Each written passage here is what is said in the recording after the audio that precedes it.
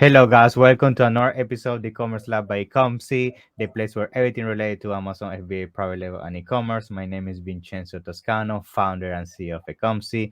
Today, we'll bring you another guest. His name is Daneel Steinmann, and he's the brand manager where they specialize actually in imports, compliance, and supply chain within ZEE. They actually specialize also on helping you grow your brand internationally, which is actually why I wanted to bring you today, Danny, because I think today's topic is going to be very important with everything that's happening worldwide. And I think discussing about how to expand your business overseas and what are the compliance that usually are involved is going to be key for a lot of Amazon sellers listening to this today. However, before we jump into that, let me introduce you. Let me give you a few minutes so you can tell us who you are, how you just start into the e-commerce business. Let's go from there. Yeah. No, thanks, Vince. It's great seeing a familiar face. Obviously, we've been speaking a lot, so it's great to sort of take our conversations that's always been private, sort of public, and share the knowledge we both have in the space. Just for your audience, my name is Daneel Steinmann, as you mentioned. Actually, I'm a brand owner myself, and I helped start ZEE within a larger group of tech companies. So when I started, I was one of the youngsters on the project, and in the last 18 months, when ZEE really took off, we helped grow the business from 4 people to over 100 people worldwide. Wow, And congrats. we grow them fast because of the massive demand there is for big Yeah. Amazon and Shopify sellers that want to say, listen, especially with all of the recession that's coming up, is I need to diversify. I'm already on Walmart, I'm already everywhere in the US, but it's time to go global. And that's where I specialize in is really helping brands understand and navigate all of the intricacies with going global, all of the import compliance. Almost, if I can say it in a nice way, is all the shitty work we make sure we do that on your PR. Yeah, 100%. I mean, that's why I think today's topic is going to be very interesting because whenever you talk to somebody about expanding internationally, they get very scared because the first thing Yes. they think about is how do I get my inventory there, how to deal with compliance, how to deal with taxes, and so on. So I think it's going to be great to touch some of those points and provide some advice so they feel more confident about taking this important step within the Amazon business, right? So I think let's start by the typical first question somebody that is an Amazon seller will think in terms of taking the decision when it comes to expanding international, which is what the first thing would you say an Amazon seller should consider before making the jump into deciding I want to expand globally and I want to start selling into other countries? What would you say are those few things people should start considering? Yeah. I think it's important for sellers to sort of give themselves a timeline of what is their goal, when do they want to go international, because a lot of times people don't realize that first step is getting your VAT registered and compliant with your products, which can easily take 2-3 months into Europe these days, with with authorities That's taking fine. long with the filings.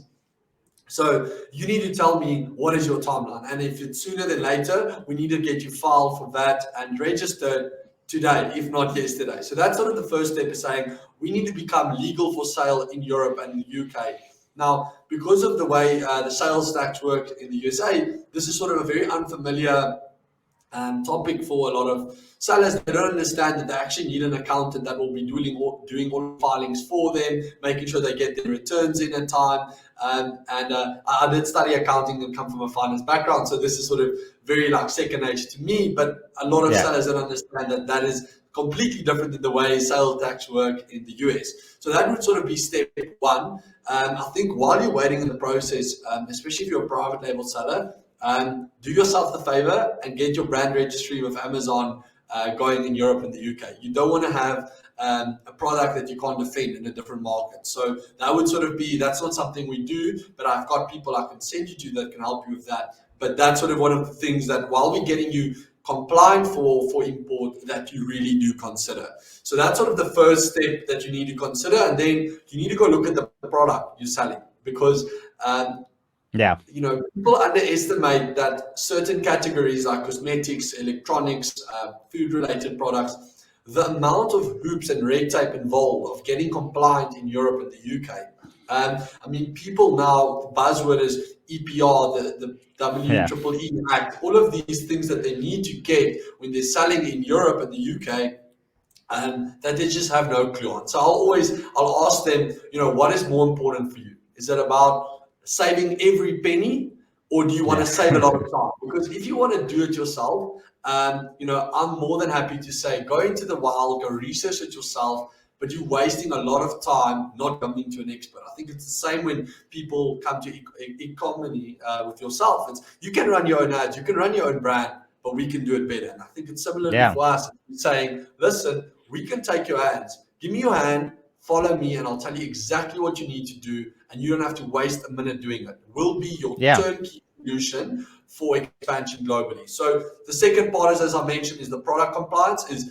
And Z can assist you. There's people that can assist you with that. We've got a massive team of lawyers working on that. But knowing what is the different licenses and permits you need to be legal for import, what declarations you need to fill in. And then lastly, when you're going into Europe and the UK, the sort of the crux, what makes it really difficult is because you are based in the USA or somewhere else, you actually need an entity that is import compliant, that will act as your import of record and do all of the filings and paperwork to guarantee a smooth custom clearance. Freight forwarders don't do that. A lot of times people expect that because they get their goods from China to the US with a freight forwarder, they can just do that into Europe. That's why so many people's goods get stuck at customs in Germany and France, because the way it's declared, the way the labels are set up, it's wrong, and they also don't have someone that's importing on their behalf. So these are the things you need to consider. These tick boxes of VAT, product compliance, who's doing your import, and then your freight. Now, I don't want to make this a podcast about selling, but we do assist with all of that. So if you are looking to make sure that you expand in a timely and easy manner, and you can focus on what you're good at, and that's building your brand, we're a good partner. But everything I did tell you, if you want to waste a lot of time, you can go look at all of those different things on your own and see if you can get that registered. Sort of an advice that I always give is Amazon actually, for very cheap, white label VAT registrations in UK and Europe. So you can do it through them. The problem is, it's when there's any complexities in your filings, good luck getting a Nobody's going to help you. Yeah. So look, you can do it. There is cheaper ways to try and do it. I think it's up to the seller to say how they want to expand and what's most important, what's their value of time. So that's sort of like the bit of a bigger picture of what you need to do and what your steps involved is when going global.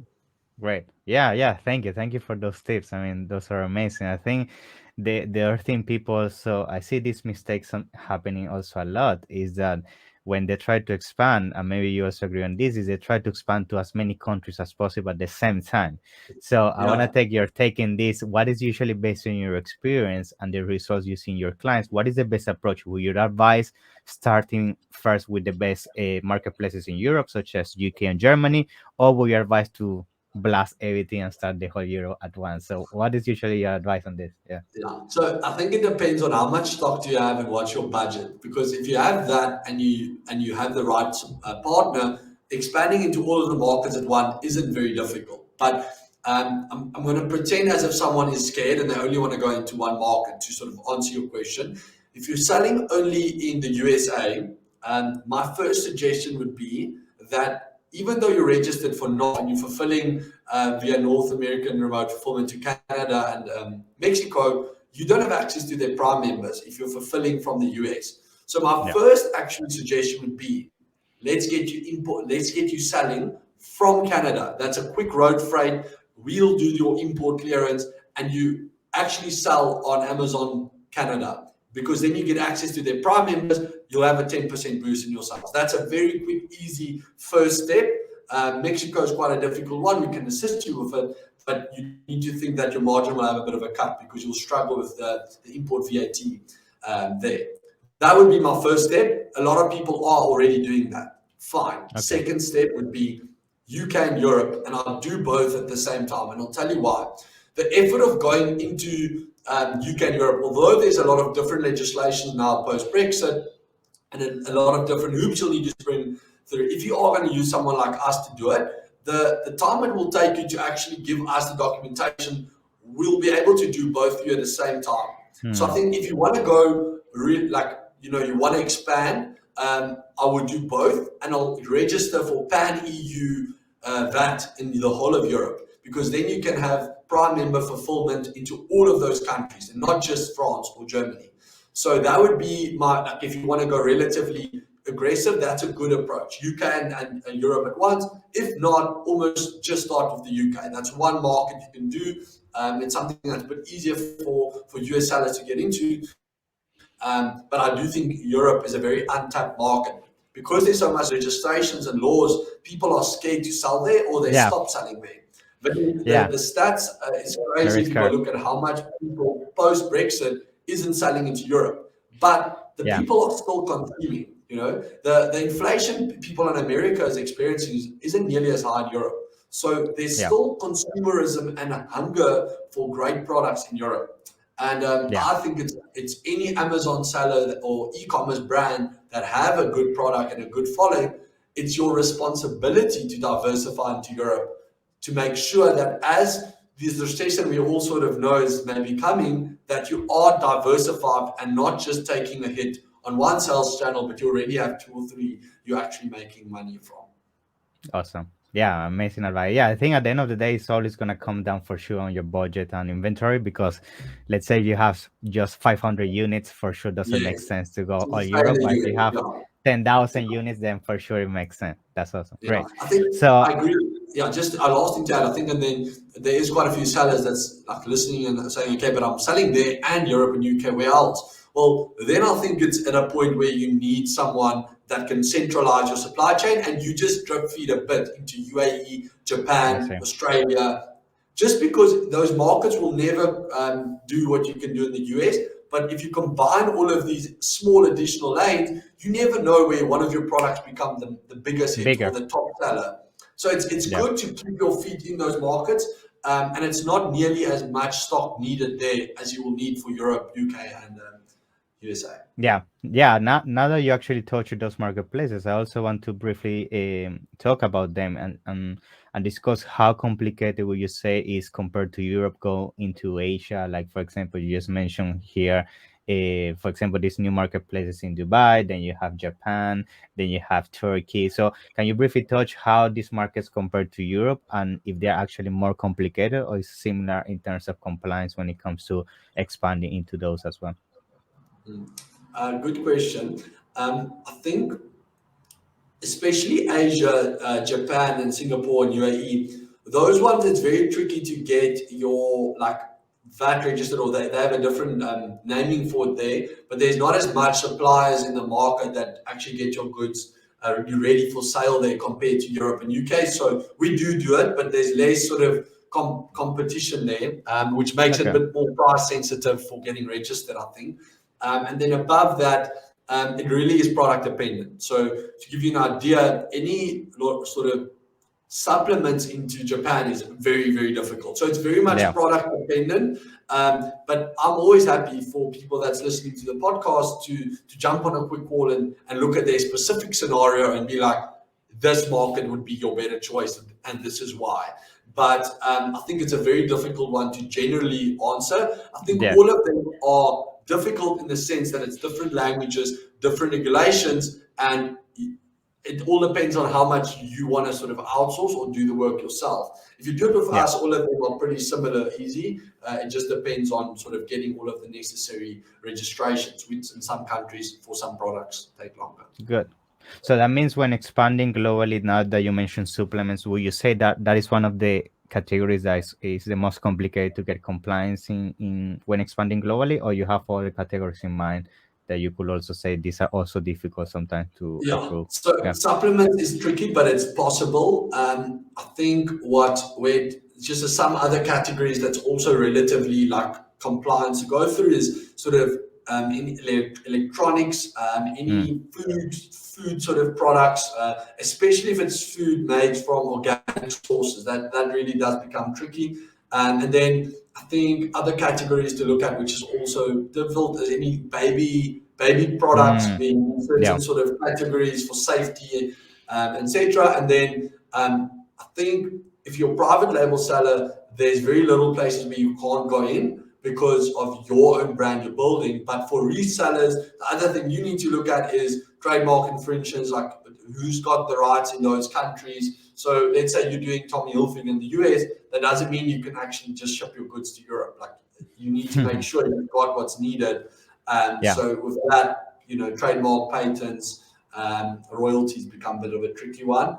I think some of the easier categories is sort of where there's not really, where you didn't have a lot of permits needed in the US to sell. So any clothing is usually quite easy to get in. That's a product that's got shipped quite often. But even with that, to give you an example, is you still need to look at your labels and making sure all of the translations and stuff are correct. So there's never no compliance to be done.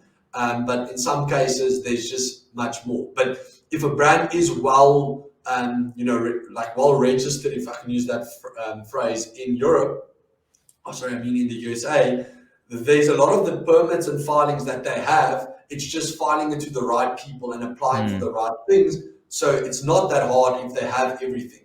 If you are quite established in the US, the odds of you being like getting your goods into all of those countries are pretty good. That's you also mentioned something interesting, which is the labels. I actually have seen that mistake happening for some people as well, which is they think if they have the labels in English, like most sellers in the US and into Europe, they're fine. But I don't know if you can briefly touch on that actually you need to translate them, even instructions. So is that applicable to all products, or will you say that's specific to some categories, that specific issue of labeling? Just based on a recent client I've worked with that actually have a very easy product, I think it's required in Europe for any product. And I think there's a lot of different things where some countries you can't use capital letters. There's such every country has something different, and I think that's why people are so scared. They just want someone to tell them they're okay, and that's us usually. Good. Awesome.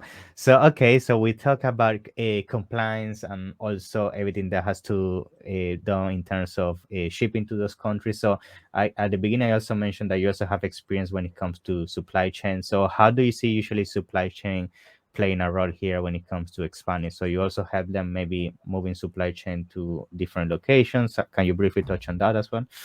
Yes.